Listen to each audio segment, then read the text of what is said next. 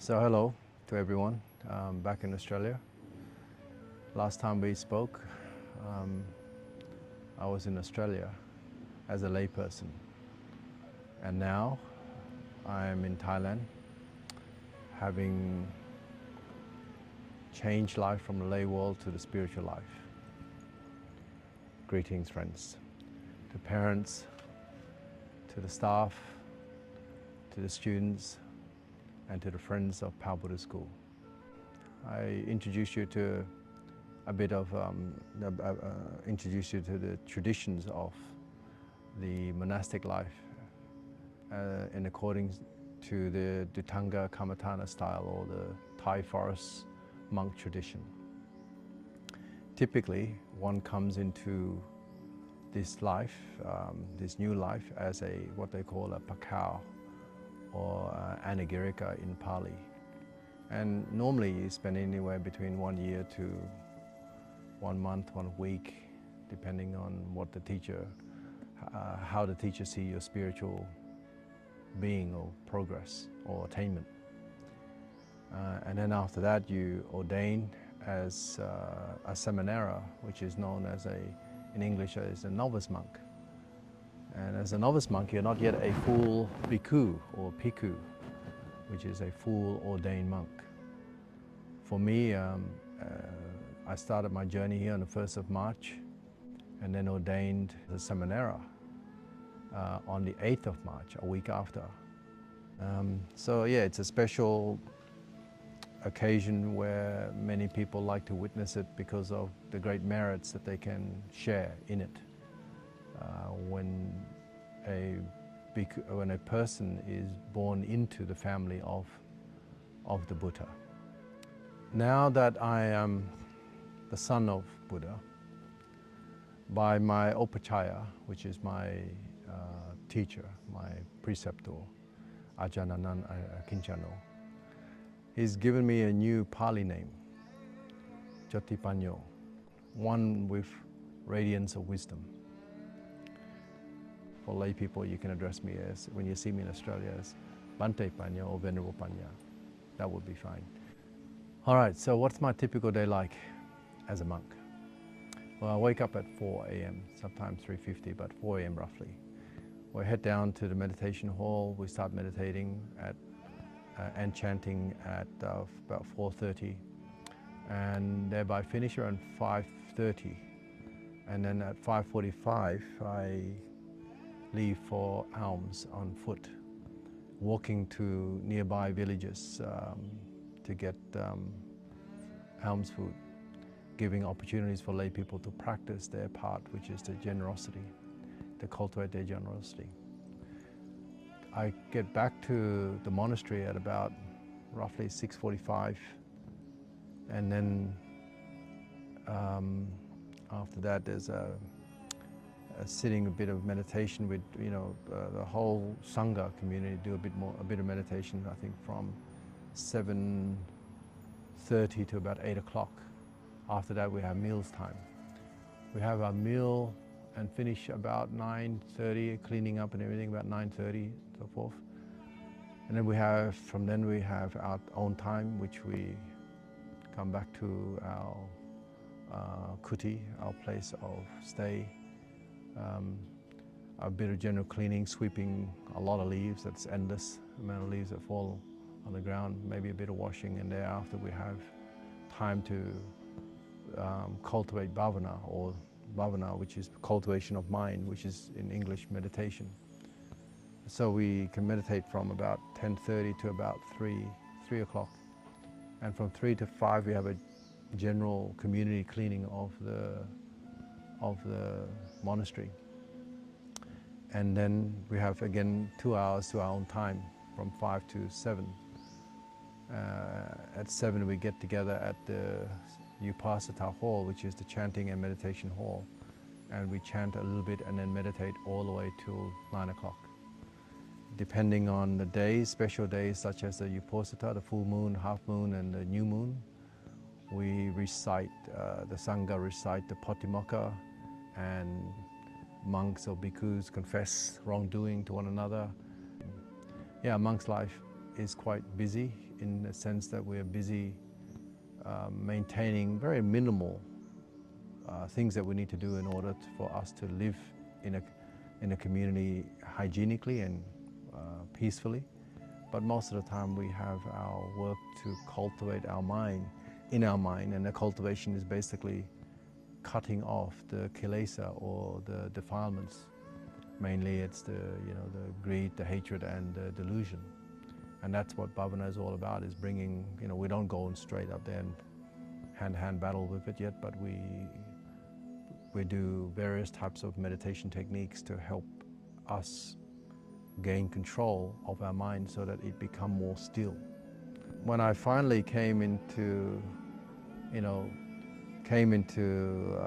this forest monastery, I think the first week was a massive mental challenge for me.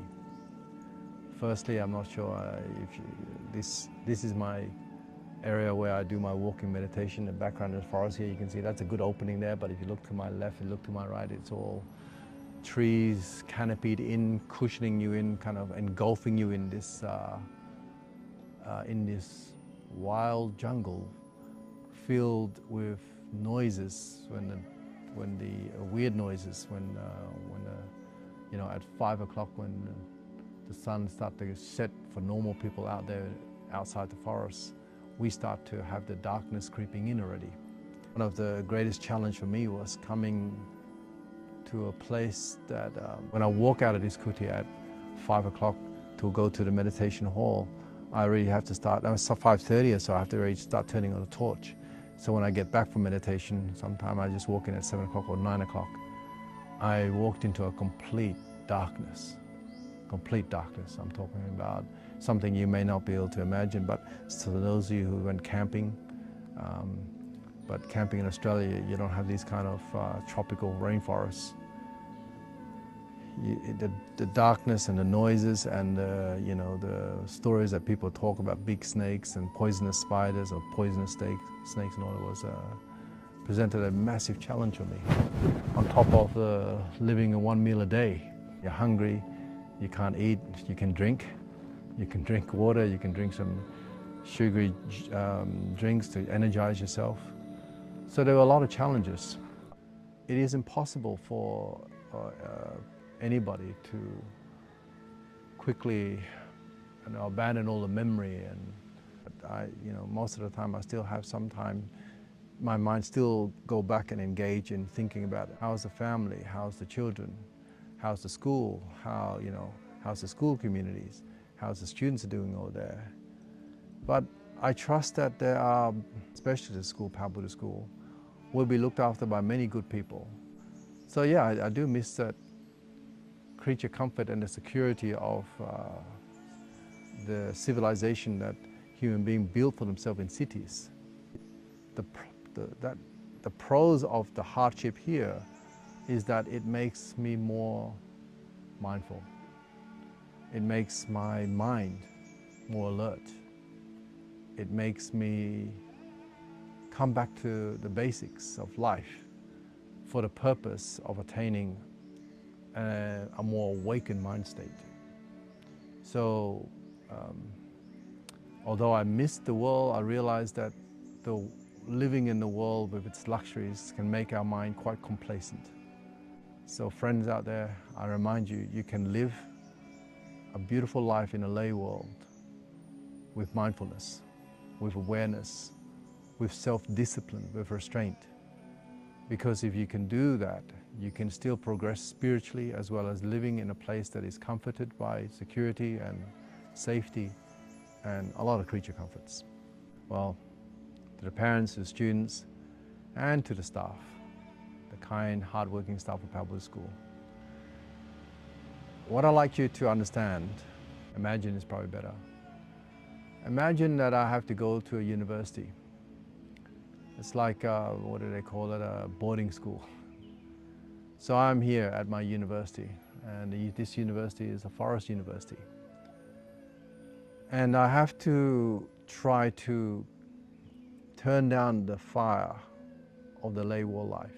I got to get to the point where it's fine enough for me to be able to go back into the world without catch onto the fire so quickly again.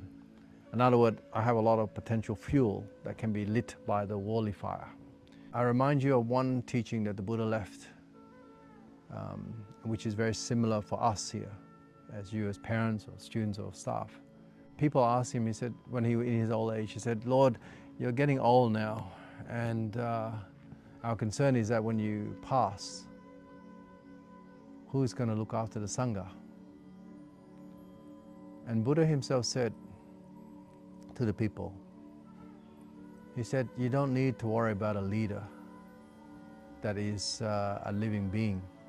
You just need to look at the teaching of the Buddha, which is the Dharma.